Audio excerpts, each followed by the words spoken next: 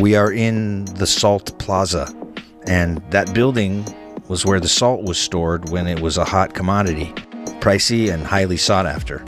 The reason this village was so important was because it was on the route between Paris and Dijon.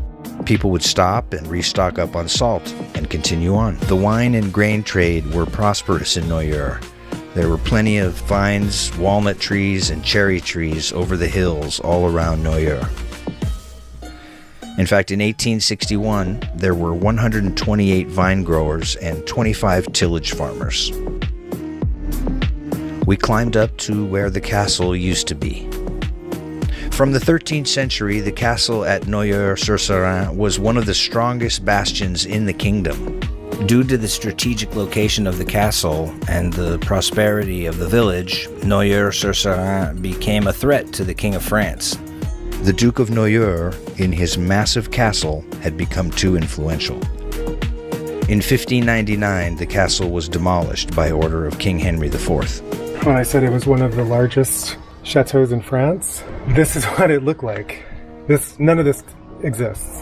So we are basically standing here right now. And so we're looking up that direction.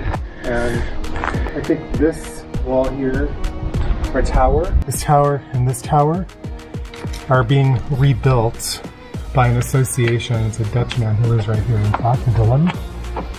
And he has started this association training youth across Europe the stone carving techniques. Wow. So to do that, they're basically rebuilding towers.